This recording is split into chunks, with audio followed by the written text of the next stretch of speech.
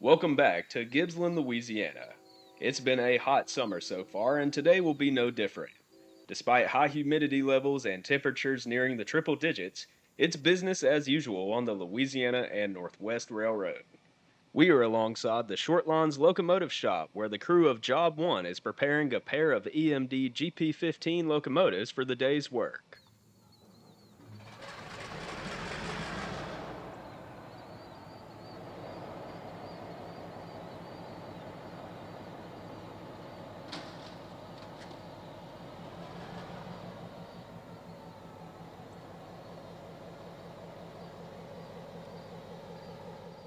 Before departing the locomotive shops, Job 1 must wait for a pair of CPKC road trains to pass. The track layout of Gibsland is certainly an interesting one. The locomotive shop is separated from the rest of the railroad by the former KCS Vicksburg subdivision. Along with the LNW and CPKC is a third railroad that has a presence in town. The Louisiana Southern also comes into Gibsland for interchange. The Watco owned short line leased their route from the KCS, which now continues with CPKC. Here we see the LAS on a much cooler winter afternoon, departing the interchange and beginning the return trip to Hodge.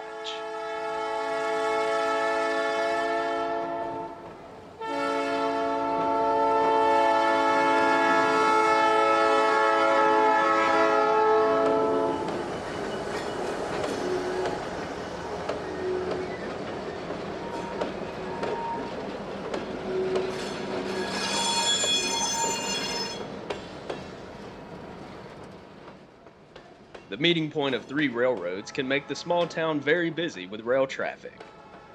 Rail fans have given these operations a nickname, the Gibsland Shuffle, a fitting name since the short lines often wait for an opening in the busy Class 1 traffic before receiving a turn at movements.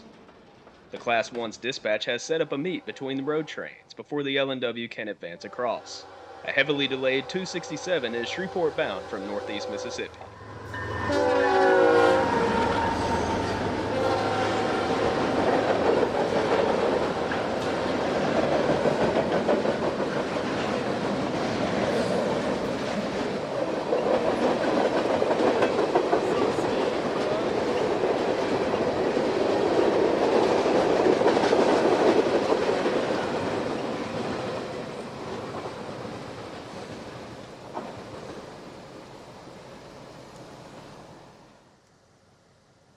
The westbound has cleared, and now train 166 has the main line.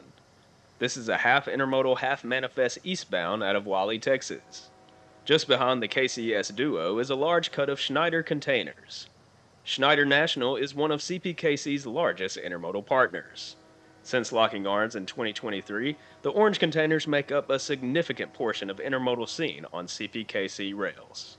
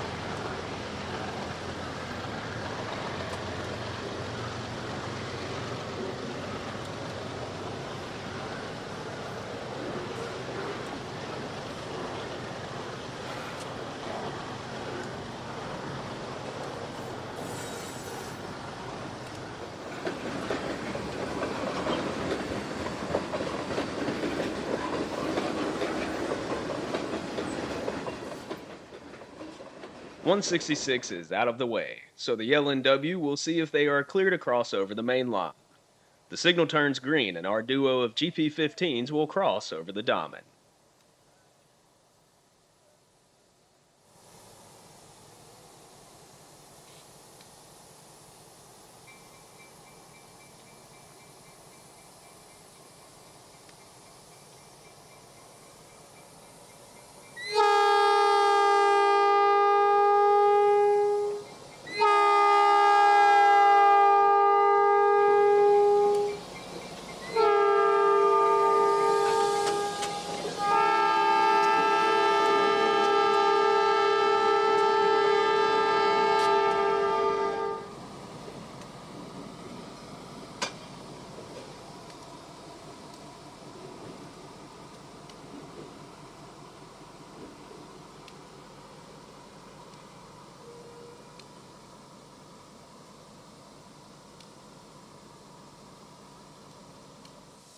Before departing Gibsland, Job 1 must build its train. At what the railroad calls Blue Goose, we have a front row seat to view what GP15's do best: switching moves.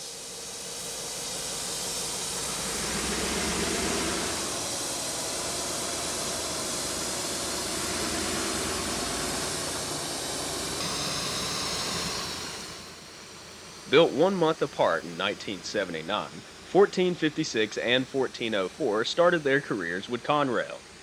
If you look closely at the roof of the cab, you will see some of its original paint beginning to peek through.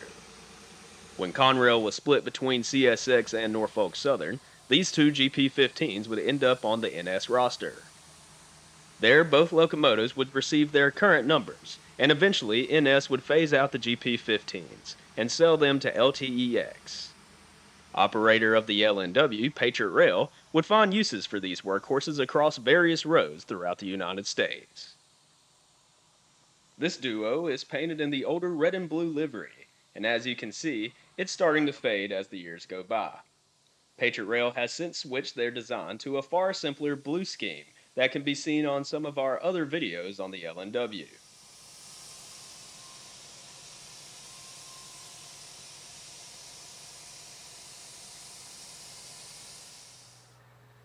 As they finish building the northbound train, we leapfrog ahead to the Ironbridge Transload facility.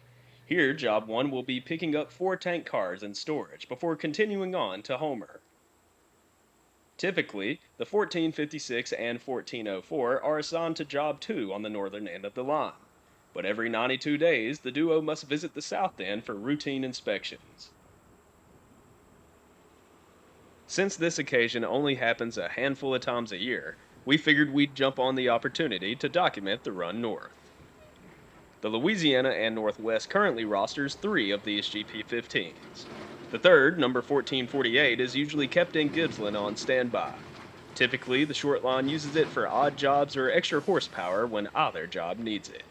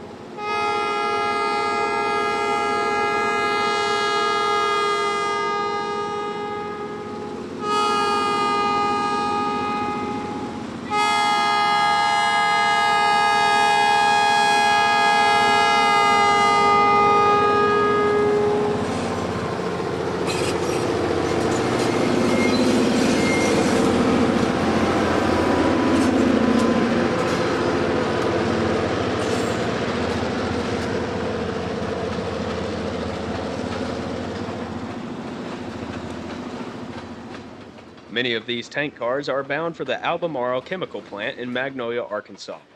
This is the LNW's largest customer, and it receives tank cars from both the CPKC interchange in Gibsland, as well as the Union Pacific interchange in McNeil, Arkansas.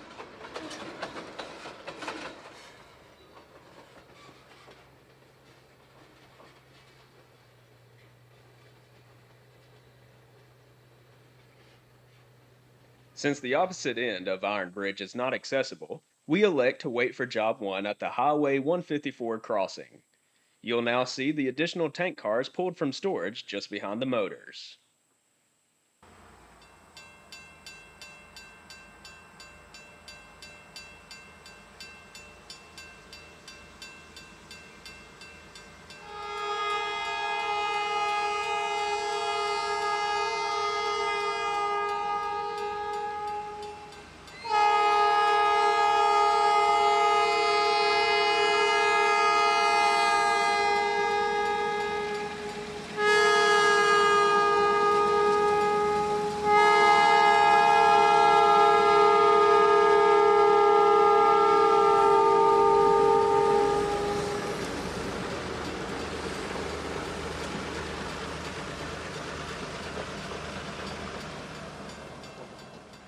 The pair of high-cubed boxcars are bound for the Weyerhaeuser Mill in Emerson, Arkansas.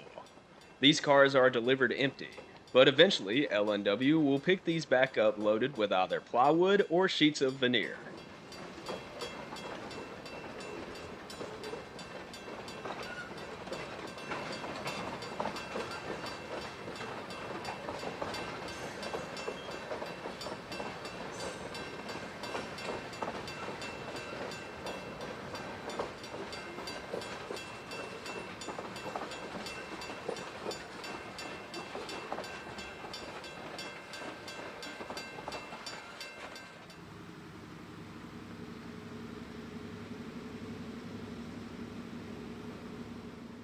Despite Louisiana's overall flat terrain, the route of the LNW is full with hills. The GP15's have their work cut out for them as they arrive into the village of Athens.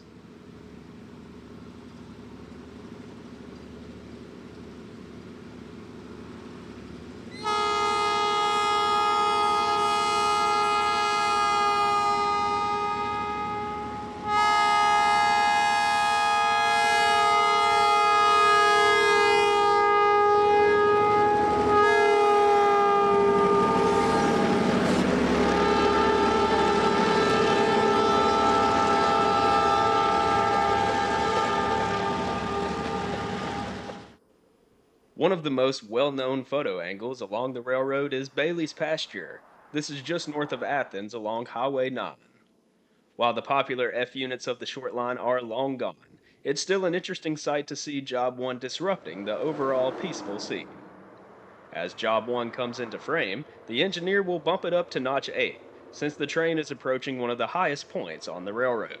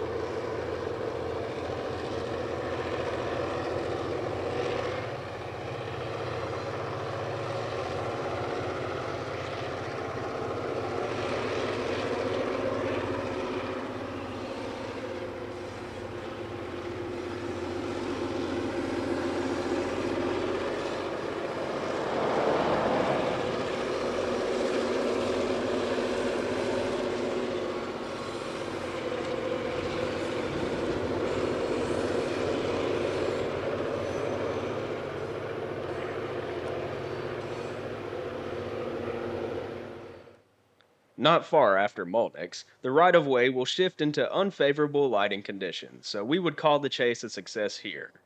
We see 1456 cresting over the top of the hill. It has just passed White House Curve, and now approaches the Molnix siding. While in the railroad's heyday, this siding would host meets on a regular basis. Now, it is simply used to hold storage cars on an as-needed basis.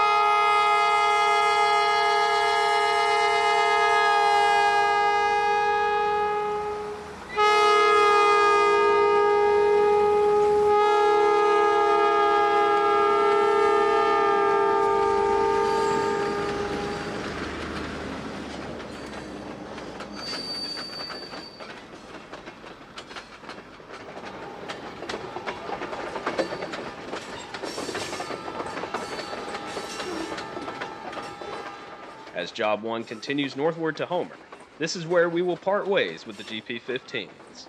It's always a good time documenting my hometown railroad, so I hope that you've enjoyed the video as well. Be sure to stay tuned for more rail content across Louisiana and several other regions. We have several more locations to visit before the year ends, so hopefully you'll be seeing that in the near future. Until the next time, my friends, I will be seeing you somewhere out there along the rails, and as always, thanks for watching.